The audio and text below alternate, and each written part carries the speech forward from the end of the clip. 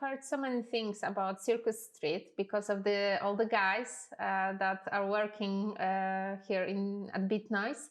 And well, to be honest, almost all of them told me only nice things about your company. And it was like a little bit crazy. I'm always counting on some sneak peeks, and they were always like, it's so good place to work. So I would like to start from Circus Street. Could you tell me where did the idea came from? How has it started? And how does it work? The idea came, like a lot of ideas, over a period of time. It didn't just necessarily come from a bolt out of the blue. You know, it happened over a period of time, learning about things. So my background was I was in media and in a media agency. I was a planner and a buyer and a strategist inside of an agency, and I ran the digital side of things. And I'd done that for quite a number of years, and I took a break, and I came back from traveling in South America, and I met with a group of friends, and we set up a consultancy. And through that consultancy, we started to do some education work, started to train people, and realized that there was a real need, and that people's understanding of the basis of how technology was changing marketing and how technology was changing business. There were quite low levels of understanding, and so we did some consultancy. Then over a period of time, I realised actually there was the need was very large, and that it could only really be satisfied through the use of technology and content and a different type of approach rather than just human beings, because there was too much to teach and too many people to teach. So at that point, I kind of split away from the consultancy side, and my brother, who had been involved in the mobile industry a lot, more as a commercial person, had been doing some work with an online learning business. And so then we came together and said, okay, why don't we create an online learning business? But we had two ideas really at the time in terms of online learning, because we didn't know anything about online learning. We've never done any online learning. We've never created any. We knew nobody in that industry. But we had two sort of guiding philosophies. One was that the content needed to be really compelling, and that the technology needed to not get in the way. It needed to be an enabler and a contributor to the learning experience. So that was it really. And the name itself, the business was originally set up on Circus Street in Greenwich, which is not far from where we live. It's a street name, it's an actual street. It's not far from where we live, and it's not far from where we set the business up. And we liked the sound of the name, and it conjured up an image for something that we were trying to create, which was, you know, kind of an exciting, compelling, creative learning experience. So we just took it as the name. That was it. All right.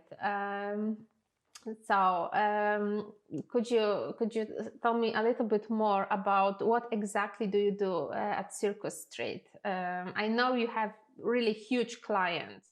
Yeah, sure.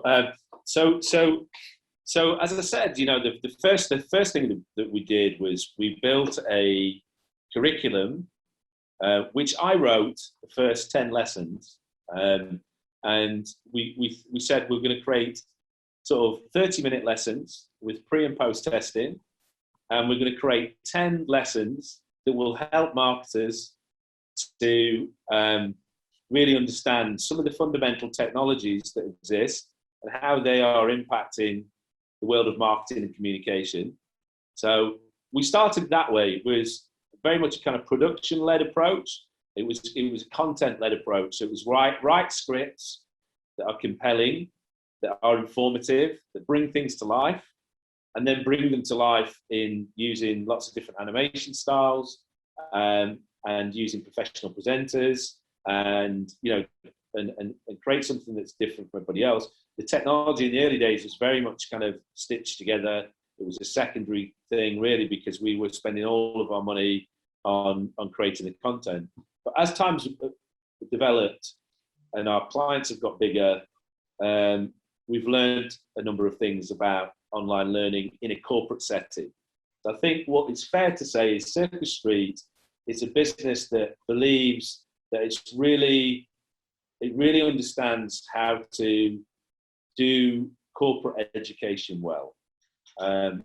So that's made up of a number of component parts. One is a great product, which is made up of the content, but now also made up of the technology. Because as time progressed, we realized that we needed our own platform so that we could have a tailored and specific relationship with the learner, but also the business, that we could offer insights and data on the learning experience, that we could have a platform that was robust and that could scale to lots of people across the world.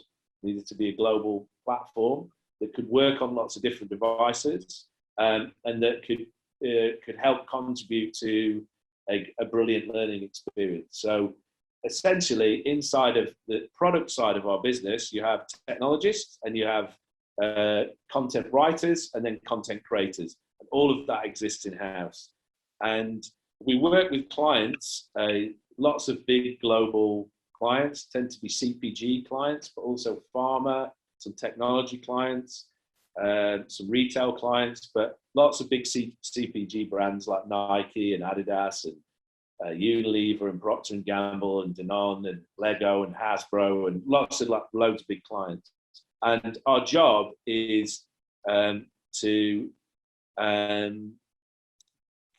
basically teach them about how technology is impacting their business, their jobs, and how to do their jobs better.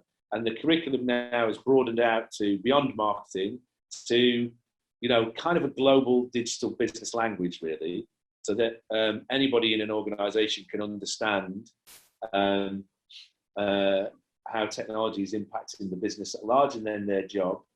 And we also learned that in order to do that well, you needed to have a service element to the product. So it wasn't good enough that you just sort of selling this idea of having this online learning tool and people buy it and then you disappear.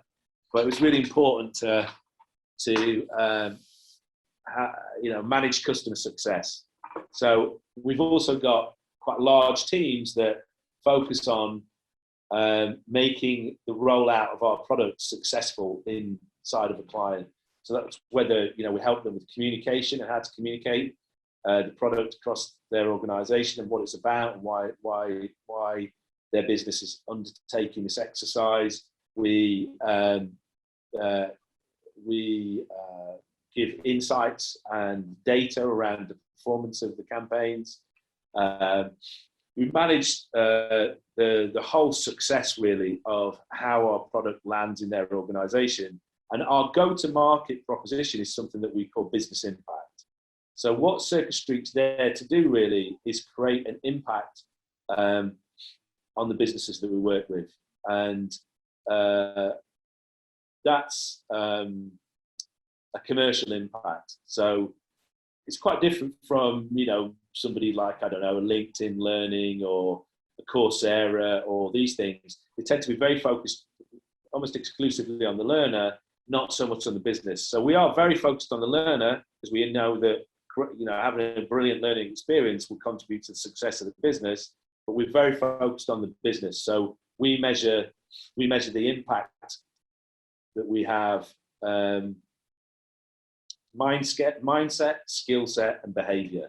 They're the three things that we track and report back to our clients. And as a result of that,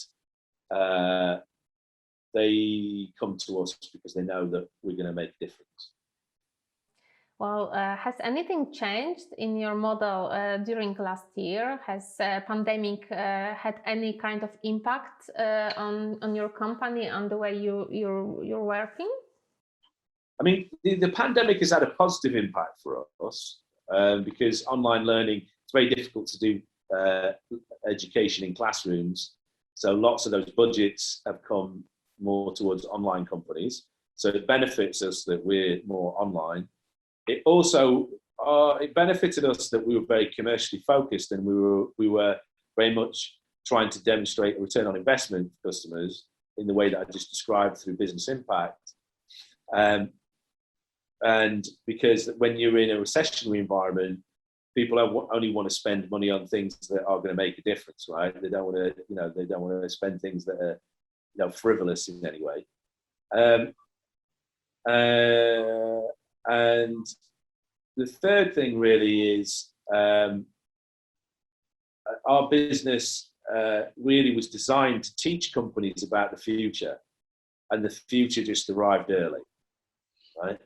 So we became much more relevant to our customers as a result of that. We've been talking to them about lots of issues that they need to learn. So as an example, direct-to-consumer approaches for big brands, online retailing, all of those things, came forward 10 years inside of large organizations. And lots of businesses found that they weren't as far on as they needed to be, right? And so the future arrived, and obviously we were very much in a position to help. So we've grown very significantly this year as a result of that.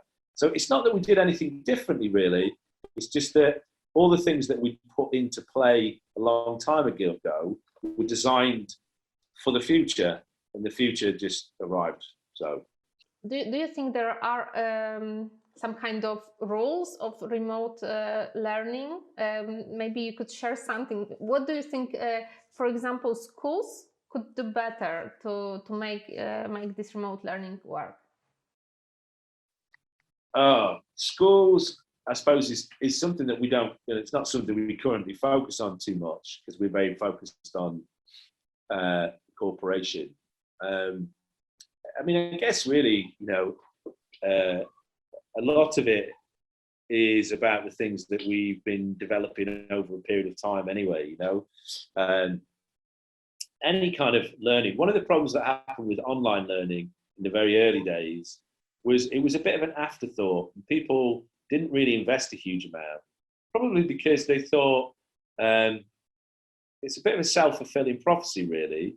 If online learning isn't done very well, there's not a huge amount of investment in that area. There's not a huge amount of investment in that area because online learning is not done very well. And online learning got caught in that place for a really long period of time. So most people's experience of online learning was it wasn't very good and it wasn't very engaging.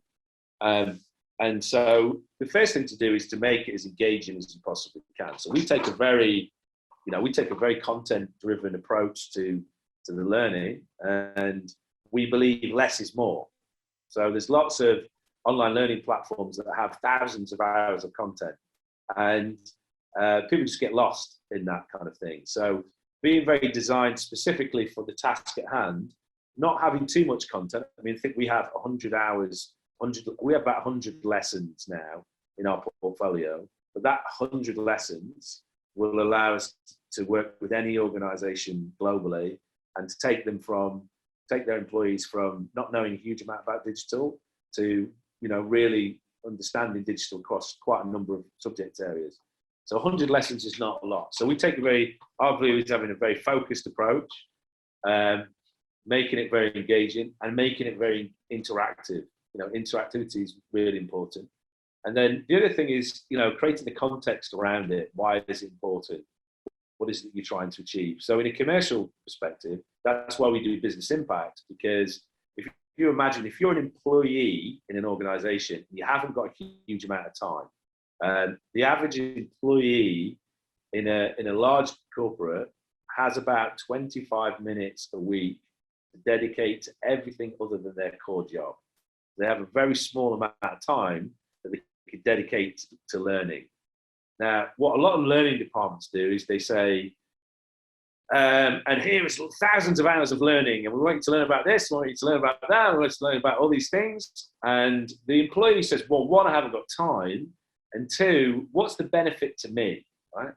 So in a business sense, with business impact, what we do with business impact is we get the client to isolate what is it they're trying to achieve commercially, and then we relate that to the learner and the learning journey that the learner is going to go on. So if the business, say as an example, wants to increase e-commerce by 30% over the next 2 years, that effectively becomes the learning objective for the learner. Now, we don't necessarily say whether they achieve that or not is solely to do with the learning, but we will change their mindset, skill set, and behavior towards achieving that task. And then the business and the learner is connected together. So that what the learner sees is, okay, I understand now. If I learn these things, I'll get promoted, I'll get paid more, my career will improve because I'm learning things that will genuinely benefit the organization and can be proven. So one of the key things, doesn't matter whether you're in a school, whether you're in a university, or whether you're in your business, you need to understand why am I doing it? What's in it for me? What's in it for the organization I work with? Where am I going to go to? And then just make it a really engaging experience. Yeah, that's basically what we do. At the beginning, you also mentioned that Circus Street started from there was this idea of helping people to understand digital, and now it might be even something more. I'm talking about digital accessibility, because we used to think about it as a thing only for people with disabilities or elder people. But the truth is that digital accessibility is important for almost everyone. Like, I can't understand internet as well as my 20-year-old cousin, because his or her language is completely different, and we have different points of view. So what do you think about digital accessibility? What can we do to make it, to enlarge it, to include more people, especially from these excluded groups? Yeah, I mean, I think, one of the things that we thought very early on was, if you're going to teach people about technology, you should use technology to do it, and it's kind of a simple insight. But part of the learning experience of using Circus Street is using the product, right? Because you're using technology to learn about technology. Lots of other businesses took the view that they were going to teach people about technology, but do it in classrooms, which to us was kind of, but then you're disconnecting them from the thing that you want to teach them about. So I think, obviously from a learning perspective, online learning does help with that. It helps with that in a number of ways, because obviously it's very accessible.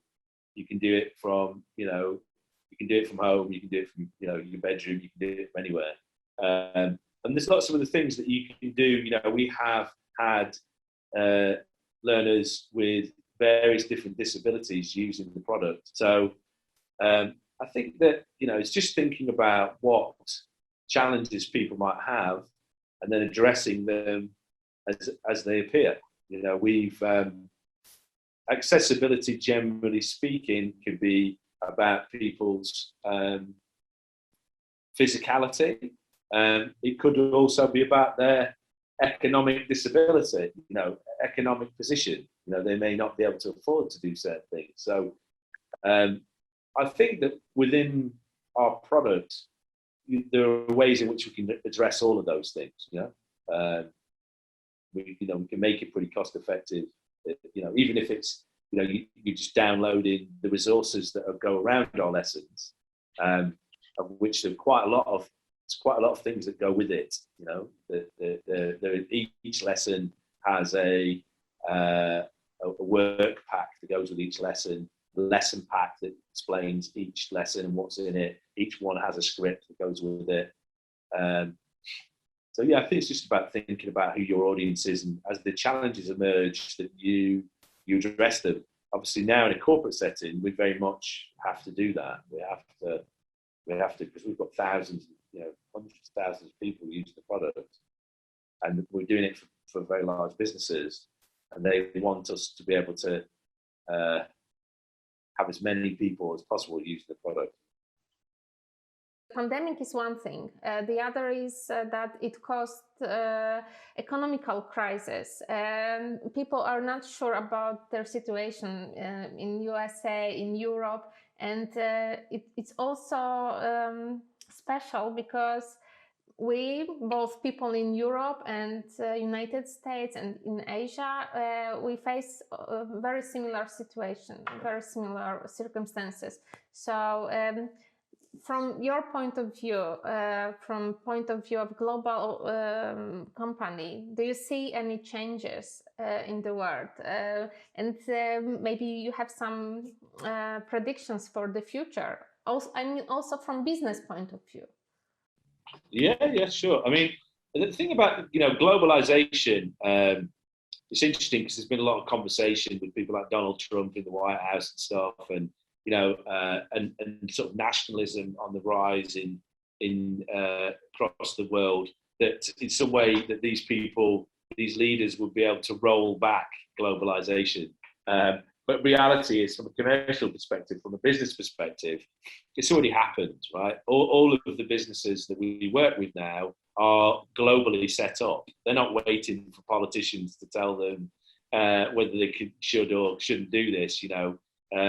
Steve Bannon, who was Trump's chief strategist, was always talking about Davos and and these sort of global elites and stuff. But it's already happened.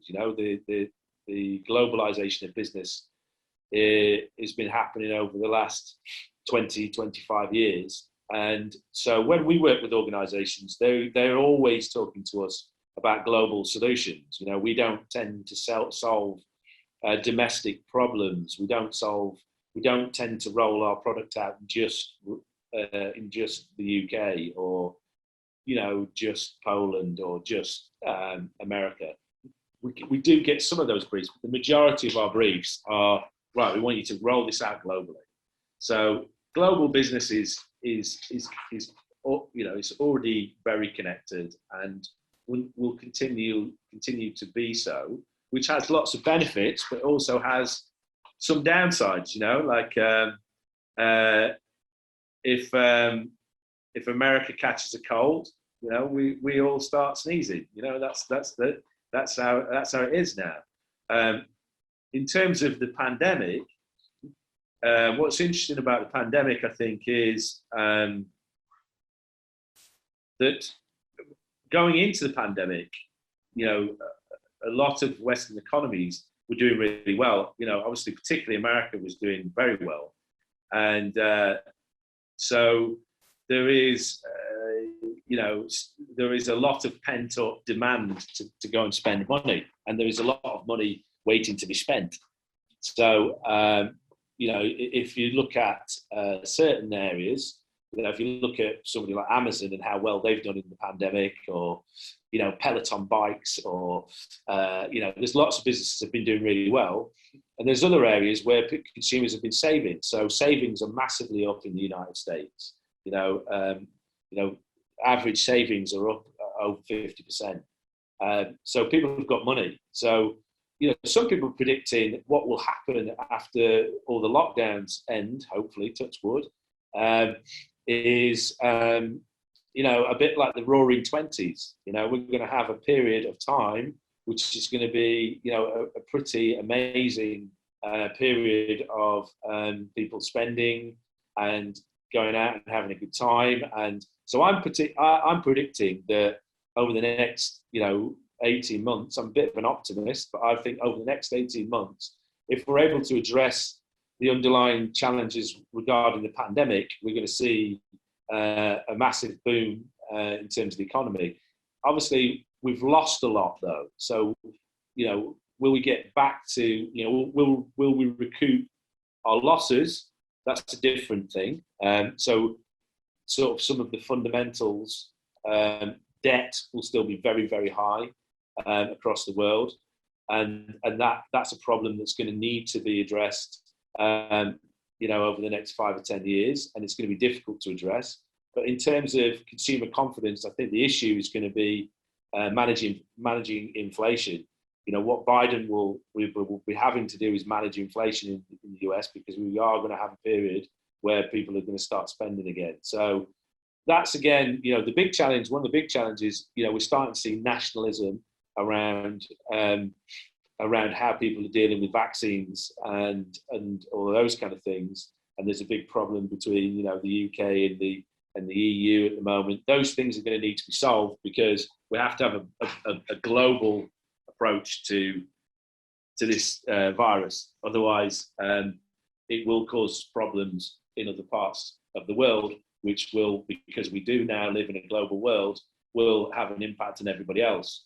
So hopefully, over a period of time, we take more of a global position on it. You've got places like Brazil with Bolsonaro, who's pretty relaxed in terms of his response to the pandemic, and obviously infection rates are out of control. That's everybody's problem there.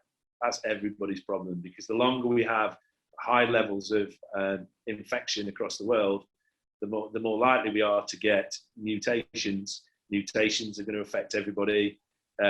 It's global travel, business travel is going to be a problem. So we have to start to think globally around solving that problem. But I think that we're going to be, economically we're going to be in a pretty good position a year from there. Two last questions. First is, what are your plans for the future? Our plans for the future, we're very focused on delivering for our clients. So for the next 2 to 3 years, from a business and product point of view, what we're focused on is a modernization of our platform, such that we can have deeper integration into our customers' platforms, that we can surface data and insights more easily and more effectively for customers, and that our platform's robust enough to be able to serve to multinational clients globally. And we're very much focusing on those 3 areas that I talked to you about, which is skill set, mindset, and behavior, and demonstrating what impact that will have in terms of our clients' business. So we are also very focused on the US market, because obviously it's a big market for us. So a lot of the hiring that's going on in Circus Street is not happening in the UK now. It's either happening technically to help us, to do those things technically. Working with you guys is one of those things. And then commercially, building our commercial presence in the US. And then the future beyond that really is, continuing on our mission really to modernize education and to make it fit for a world of constant change, and that's what we get out of bed every day to do, is to modernize education such that it works for businesses, delivers for them, not just from an education point of view, but from a business point of view, and can fit into the lives of the learners, and can continue to engage and excite learners such that they see the benefits of an online learning platform like Circus Street. So that sounds very, very optimistic. And hopefully we will have our part in that process. And okay, last question. I'm keenly interested in how are you? How are you doing? I'm not sure if I understood correctly. Now you are in the United States? No, I'm in the UK. Johnny, my brother, is in the United States. Okay. So he moved out there to build the business in America. Okay. And he's doing well. We're doing okay. You know, I had COVID. I got COVID. My wife got COVID. My 2 children got COVID. My wife ended up in hospital for a short time. But we all survived. I was fine. And my wife she's got asthma. So it got to her lungs, and they were a bit worried that there was an infection there. But she was fine. They treated her in the hospital for an afternoon, and she was back home the next day, the same day. So that's been, you know, difficult with 2 kids, and the lockdown is difficult for everybody. I think, you know, mentally, it's very difficult. It's quite difficult running a business.